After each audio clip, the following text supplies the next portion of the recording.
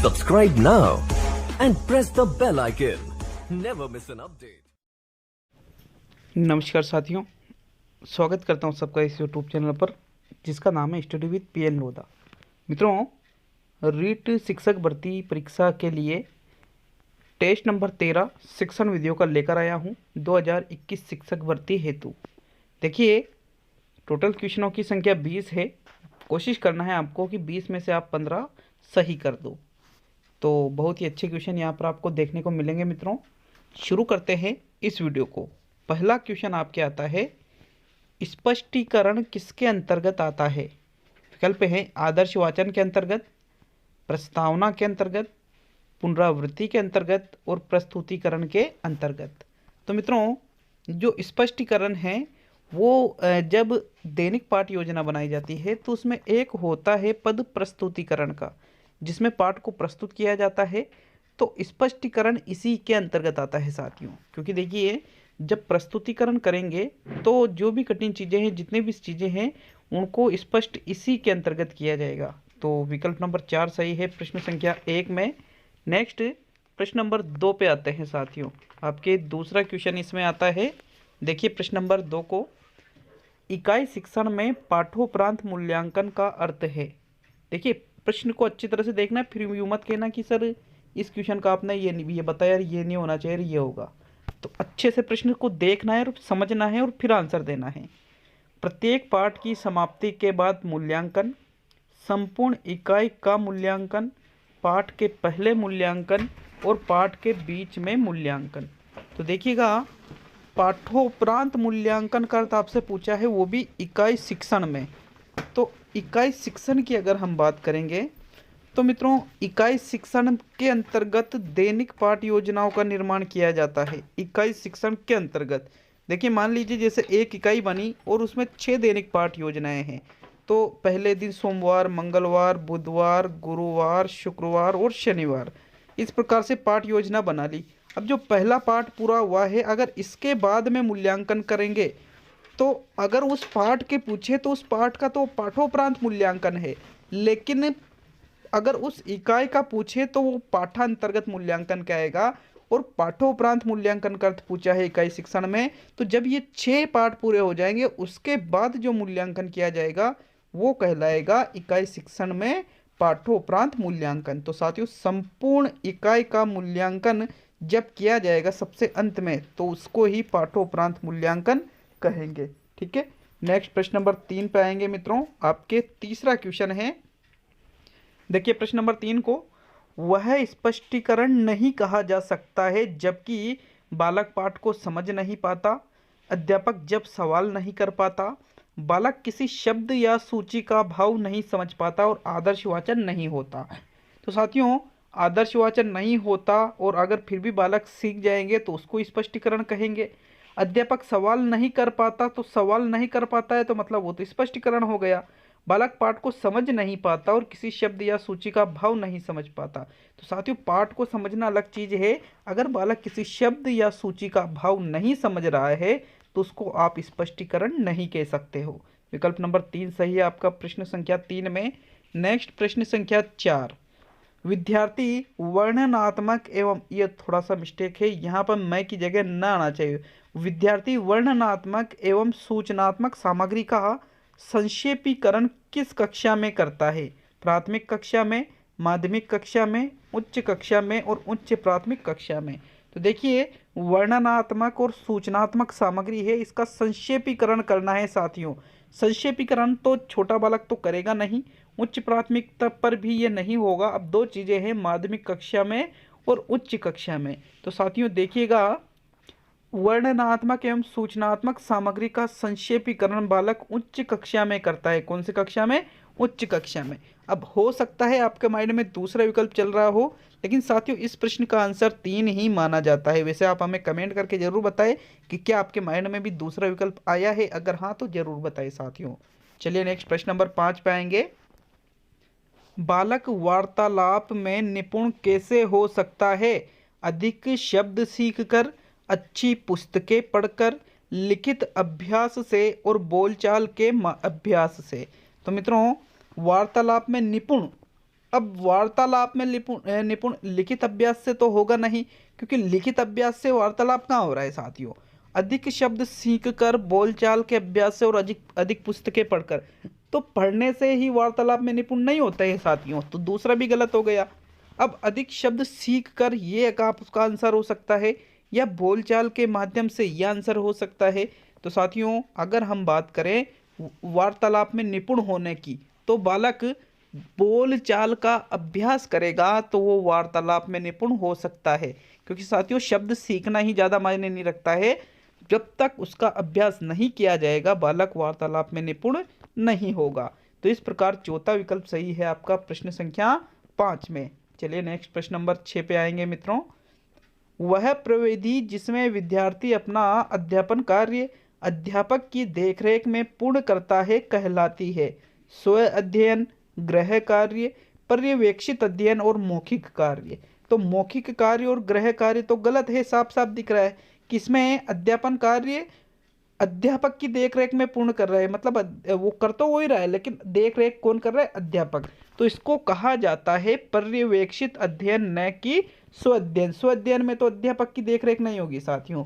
विकल्प नंबर 3 सही रहेगा आपका, पर्यवेक्षित अध्ययन के अंतर्गत ये चीजें आ जाती है प्रश्न 6 में। चलिए नेक्स्ट प्रश्न नंबर 7। अभिकर्मित अनुदेशन में बाहरी अभिकर्मित अनुदेशन कहा जाता है रेखीय अभिकर्मित अनुदेशन विधि को, शाखीय अभिकर्मित अनुदेशन विधि को, मैथमेटिक्स अभिकर्मित अनुदेशन विधि को, मैथमेटिक्स है ना, और इनमें से कोई नहीं। तो साथियों देखिए अभिकर्मित अनुदेशन विधि के जनक है B.F. स्किनर। ये क्रिया प्रसूत अनुबंधन के सिद्धांत पर कार्य करती है ये विधि, और इसके 3 प्रकार इन्होंने दिए हैं, रेखीय, शाखीय और मैथमेटिक्स। तो साथियों देखिए जो रेखीय अभिकर्मित अनुदेशन ही है वो बाहरी अभिकर्मित अनुदेशन इसको कहा जाएगा साथियों। वैसे नार्मन काउडर रेखीय अभिकर्मित अनुदेशन, शाखीय, मैथमेटिक्स, तो इनके अलग अलग जनक है, लेकिन अभिकर्मित अनुदेशन के जनक स्किनर है। यहाँ एक विकल्प सही है आपका प्रश्न 7 में। चलिए नेक्स्ट प्रश्न नंबर 8 मित्रों। 8वां क्वेश्चन है प्रतिभावान बालकों के लिए कौन सी बात सही है। उनकी आर्थिक स्थिति कमजोर नहीं रहती, उनकी देखभाल अधिकतर ठीक रहती है, अधिकतर वे समृद्ध परिवार के होते हैं और अधिकतर वे स्वतंत्र आदतों वाले होते हैं। तो मित्रों जो प्रतिभावान बालकों के लिए जो बात है वो सही है। तो भाई ऐसा नहीं है कि जो उनकी आर्थिक स्थिति है वो कमजोर नहीं रहती, भाई कमजोर आर्थिक स्थिति वाला बालक भी प्रतिभावान हो सकता है। उनकी देखभाल ठीक रहती है, ये भी जरूरी नहीं है कि भाई उनकी देखभाल बिल्कुल ठीक ही रहे जो प्रतिभावान रहेगा। वे समृद्ध परिवार के होते हैं, तो ऐसा कुछ भी निश्चित नहीं होता है, लेकिन उनमें एक बात कॉमन पाई जाती है कि अधिकतर वे स्वतंत्र आदतों वाले होते हैं साथियों। मतलब वो जो उनकी आदतें हैं वो स्वतंत्र होती है। विकल्प नंबर 4 सही है, मतलब वो किसी के दबाव में आकर के अपनी आदतों में परिवर्तन नहीं करेंगे। चौथा विकल्प सही है प्रश्न 8 में। नेक्स्ट प्रश्न नंबर 9। शिक्षा के क्षेत्र में इकाई योजना को समावेशित करने का श्रेय जाता है हर्बर्ट को, ब्लूम को, मॉरिसन को और होगबेन को। तो इकाई योजना को समावेशित करने का श्रेय इकाई योजना के जनक हैं मॉरिसन। कौन है साथियों, मॉरिसन है। मॉरिसन को ही इकाई योजना को समावेशित करने का श्रेय जाता है शिक्षा के क्षेत्र में। विकल्प नंबर 3 सही है साथियों प्रश्न संख्या 9 में। नेक्स्ट प्रश्न संख्या 10 पे आएंगे साथियों। 10वां क्वेश्चन है प्रस्तावना का मूल आधार है पूर्ण ज्ञान, पूर्व ज्ञान, सहायक सामग्री और समस्यात्मक प्रश्न। तो मित्रों प्रस्तावना का मूल आधार पूर्ण ज्ञान नहीं होता है बल्कि पूर्व ज्ञान होता है, क्योंकि प्रस्तावना के जो प्रश्न निर्मित किए जाते हैं वो किससे संबंधित होती है, बालक के पूर्व ज्ञान से उनका संबंध होता है साथियों। विकल्प नंबर 2 सही है, और सबसे अंत में एक समस्यात्मक प्रश्न पूछ लिया जाता है, तो दूसरा विकल्प सही रहेगा, आधार पूछा है यहाँ पर। चलिए नेक्स्ट प्रश्न नंबर 11।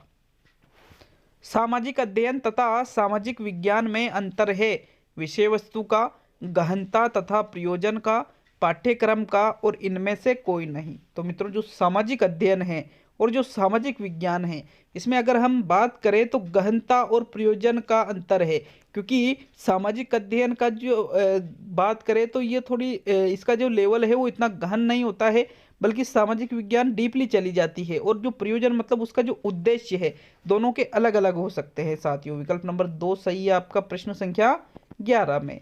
नेक्स्ट प्रश्न नंबर 12, उद्देश्य निर्धारण में ध्यान रखना चाहिए सामाजिक स्तर का, बालकों की रुचि और योग्यता का, राजनीतिक स्तर का और आर्थिक स्तर का। तो जब शैक्षिक उद्देश्य की अगर हम बात करें, इसका जब निर्धारण किया जाता है तो उसमें ये ध्यान रखा जाता है कि बालकों की रुचि क्या है, बालकों में योग्यता कितनी है मित्रों। विकल्प नंबर 2 सही है आपका प्रश्न संख्या 12 में। नेक्स्ट प्रश्न संख्या 13, एक प्रभावी शिक्षक वह है जो कक्षा पर नियंत्रण रख सके, अधिक सूचनाएं दे सके, विद्यार्थी को अध्ययन के लिए प्रेरित कर सके और गृह कार्य की सावधानी पूर्वक जांच कर सके। तो मित्रों देखिएगा, प्रभावी शिक्षक वह है जो, तो सबसे प्रभावी शिक्षक उसे हम कहेंगे जो छात्रों को अध्ययन के लिए प्रेरित कर सके, क्योंकि प्रेरित कर सके तो मतलब वो छात्र उस चीज में रुचि लेंगे साथियों। सूचनाएं देना, नियंत्रण रखना, सावधानी पूर्वक जांच करना गृह कार्य की, ये इतना ज्यादा मायने नहीं रखता है विकल्प 3 के अनुसार साथियों। तो आपका तीसरा ही विकल्प बेस्ट है इसमें प्रश्न संख्या 13 में।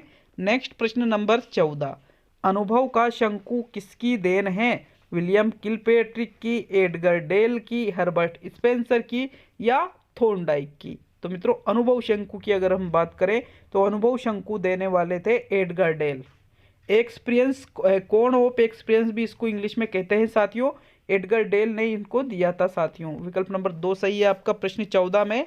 नेक्स्ट प्रश्न नंबर 15, निम्न में से कौन सी नवाचारिक शिक्षण विधि है, पर्यटन विधि, समस्या समाधान विधि, मस्तिष्क उद्वेलन विधि और एक व दो। तो देखिए जो पर्यटन विधि है ये कोई नवाचारिक विधि नहीं है साथियों। नवाचारिक विधि में आता है मस्तिष्क उद्वेलन विधि। तो एक व दो भी गलत हो जाता है, क्योंकि एक तो गलत है, समस्या समाधान विधि भी नवाचारिक नहीं है, बल्कि मस्तिष्क उद्वेलन विधि ही नवाचारिक शिक्षण विधियों के अंतर्गत आती है। इसके जनक कौन है आप हमें कमेंट करके जरूर बताएं कि क्या आपको ज्ञात है मस्तिष्क उद्वेलन विधि के जनक कौन है। तो साथियों वैसे मैं बता देता हूं, मान लीजिए कि भाई ज्ञात नहीं हो तो फिर एक क्वेश्चन और यहां से क्लियर हो जाएगा। मस्तिष्क उद्वेलन विधि के जनक है अलेक्स एम आशबर्न। कौन है? अलेक्स एम आशबर्न इसके जनक है साथियों। विकल्प नंबर 3 सही है आपका प्रश्न 15 में। नेक्स्ट प्रश्न नंबर 16, एनसीईआरटी ने प्रथम शैक्षिक उपग्रह की स्थापना कब की? 1959 में, 1975 में, 1974 में और 1987 में। तो मित्रों एनसीईआरटी के द्वारा प्रथम शैक्षिक उपग्रह की स्थापना 1975 में की गई थी। कब की गई थी? 1975 में। इंपॉर्टेंट क्वेश्चन है साथियों, याद होना चाहिए आपको। प्रश्न 16 में विकल्प नंबर 2 सही रहेगा। नेक्स्ट प्रश्न नंबर 17, किस सहायक सामग्री का प्रयोग वस्तुओं के तुलनात्मक अध्ययन हेतु किया जाता है? Flannel board, overhead projector, globe और ग्राफ। तो तुलनात्मक अध्ययन अगर आपको करना है तो फ्लैनल बोर्ड, ग्लोब या ओएचपी से नहीं बल्कि ग्राफ के द्वारा किया जाएगा। जो ग्राफ है उसमें आप ये देख सकते हो कि ये चीज़ कितनी ऊंची जाती है, ये चीज़ कितनी नीचे जाती है। ग्राफ के माध्यम से आप इन चीज़ों को अच्छी तरह से तुलना कर सकते हो मित्रों। विकल्प नंबर 4 सही है आपका प्रश्न 17 में। नेक्स्ट प्रश्न संख्या 18, निर्धारण मापनी प्रविधि के जनक कौन है? Francis Galton, B S Bloom, Stephen और लिकर्ट। तो साथियों लिकर्ट की तो संचय मापनी है। क्या है लिकर्ट की? संचय मापनी। और निर्धारण मापनी है फ्रांसिस गाल्टन की। विकल्प नंबर 1 सही है आपका प्रश्न संख्या 18 में।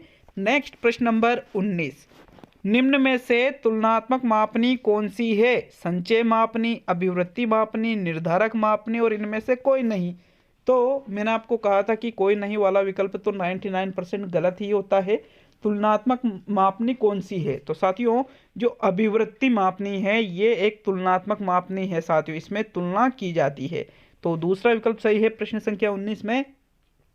अब देखिए लास्ट क्वेश्चन बचा है, लेकिन अगर आप चैनल पर पहली बार आए हो साथियों या आपने चैनल को सब्सक्राइब नहीं कर रखा है तो ये लाल बटन वाला जो है सब्सक्राइब का बटन, इसको आप दबाकर आप हमें मोटिवेशन दे सकते हैं।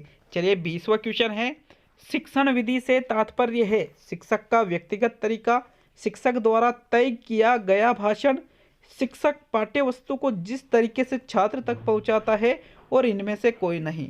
तो साथियों, अगर किसी प्रश्न पर आपको डाउट है तो आप हमें कमेंट बॉक्स में भी बता सकते हो कि सर हमें इस प्रश्न पर डाउट है कि हमारे अनुसार इसका आंसर ये है, तो उसका भी अपेक्षित संशोधन कर दिया जाएगा। वैसे डाउट नहीं होना चाहिए, फिर भी अगर हो तो साथियों, शिक्षण विधि से तात्पर्य होता है शिक्षक पाठ्य वस्तु को जिस तरीके से छात्र तक पहुंचाता है वही शिक्षण विधि कहलाती है। तो आज के 20 क्वेश्चन हो चुके हैं। साइकोलॉजी का भी टेस्ट है साथियों आज, तो उस टेस्ट को भी जरूर अटेंड करिएगा। तो बहुत बहुत धन्यवाद मित्रों, मिलते हैं अगले वीडियो में।